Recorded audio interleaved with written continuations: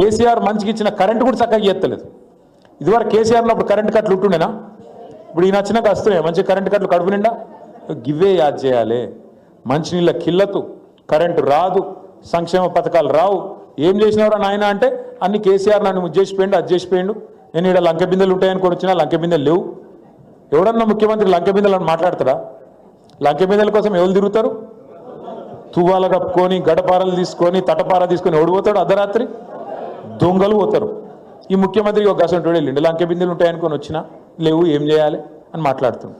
ఇంకా గలీజ్ ఏంటంటే ఇక మా తమ్ముళ్ళు ఇడున్నారు, మా అన్నలు ఉన్నారు, ఇప్పుడు మీరున్నారు భయ్. ఇక మా తమ్ముడు క్యా నామే తుమారా? కళ్యాణ్. కూసోరా. ఇప్పుడు కళ్యాణ్ ఉన్నాడు, మంచి అట్టకట్టున్నాడు, మంచి షర్ట్ వేసుకున్నాడు, పైకి వెళ్ళి నల్ల షర్ట్ వేసిన వాడు. లోపల బనీన్కు పొక్కలు పడ్డా చెప్తున్నా, ఊపర్ షేర్వాణి అందరు పరేషాని అన్నట్టు లోపల బనీన్ సక్కగా లేకపోయినా మీదికెళ్ళి మాత్రం కడకంగి వేసుకొని ఉండాలి. నేను కూడా గంతే, ఎవరైనా గంతే. ఎందుకు? ఎవడన్నా మార్కెట్లో మనం చూసి 4 పైసలు ఇవ్వాలంటే ఎవడిస్తాడు? లేకపోతే అప్పు పుట్టాలంటే ఏం చేయాలి మరి? పైకి మాత్రం కడక్ ఉండాలి. అట్లా అయితేనే ఎవడన్నా మనం దేకుతాడు, పచారు ఉంటుంది. లేకపోతే నువ్వే తిరిగినావు అనుకో, నేను బికారి గారిని, నేను బిచ్చపోని, నాకు అక్కడ పైసలు లేవు, మొత్తం ఆగమైపోయింది అని నువ్వే అన్నావు అనుకో, ఎవడన్నా ఇస్తాడా? అప్పు ఎవడన్నా పెట్టుబడి పెడతాడా? మరి అలా రాష్ట్రం ఎందుకు ఆదాయం తగ్గిపోతుంది, కొత్త పెట్టుబడులు పెట్టేటోళ్ళు వస్తలేరు, ఉన్నోడే వారిపోతున్నావు అంటే ఒకటే కారణం.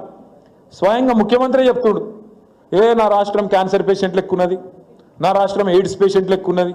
ఇక నువ్వే నీ రాష్ట్రాన్ని తిట్టినాక, నువ్వే నీ కొంపను పొట్టుపొట్టు తిట్టినాక రాష్ట్రానికి పెద్దవు నువ్వు. ఎవరు ఎట్లా మాట్లాడాలి?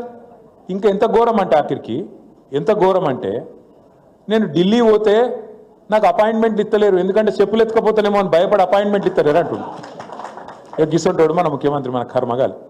ఈయనకట మళ్ళీ ఈ అందానికి మనం ఓట్లే అన్నట, మళ్ళీ కాంగ్రెస్ వాళ్ళ అందానికి, ఇలా 20 నెలల పరిపాలనకు మనందరం పోయి గుద్దాలట జూబ్లీ హిల్స్లో. నేను అందుకే అంటున్నా, దయచేసి ఆలోచన చేయండి. ఇంకొక మాట, ఈ ముఖ్యమంత్రి హామీలు ఇచ్చిండు, ఈ కాంగ్రెస్ పార్టీ హామీలు ఇచ్చింది. రాహుల్ గాంధీ, సోనియా గాంధీ, ప్రియాంక గాంధీ, మల్లికార్జున్ ఖార్గే, సిద్ధరామయ్య, పెద్ద పెద్ద నాయకులు అందరూ వచ్చి ఎస్సీలకు ఇచ్చేస్తాం, ఎస్టీలకు అజ్జేస్తాం, బీసీలకు ఇచ్చేస్తాం, రైతులకు అజ్జేస్తాం, పొలగాన్లకు ఇచ్చేస్తాం అని వాళ్ళే మాటలు ఇచ్చిండ్రు. ఇచ్చినాక ఇవాళ అడుగుతున్నాం, ఏమైందా మరి, ఏం సంగతి అంటే ఏమంటుండే తెలుసా ముఖ్యమంత్రి? నాకు పైసలు కోసుక తింటారా? ఏం చెప్తారు మీరు? ఇక నాకు గింత తెగించినాక ఏం చేయాలి మరి మనం? కర్రు గాల్చి వాత పెడితే మోసం చేసినందుకు మోసగాళ్ళకు మోసంతోనే కొట్టి జయించి మళ్ళొక్కసారి జూబ్లీ హిల్స్లో మీరు ఒక 50,000 ఓట్ల మెజారిటీతో గెలిపిస్తే అప్పుడు దెబ్బకు దయ్యం దిగుతుంది. లేకపోతే సుధరాయించరు ఇల్లు. లేకపోతే ఏమనుకుంటారు ఇల్లు? మేము ఎట్లా నడిపినా ప్రజలు మాకే గుద్దుతుర్రు కాబట్టి ఖచ్చితంగా మాకే మంచిగానే నడుపుతున్నాం ఈ లెక్కన. ఇక అప్పుడు రాదు, ఏది రాదు.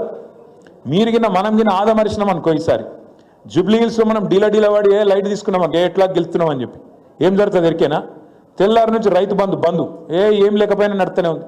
నిన్నటిదాకా కింద పడి మీద పడి ఏదో 2,000 పెన్షన్ ఇస్తుండు కదా, అది కూడా కోసి పారేస్తాడు. అవి కూడా రావు. అందుకే నేను అంటున్నా, ఈ ప్రభుత్వానికి సురుకు పెట్టాలంటే కర్రు గాల్చి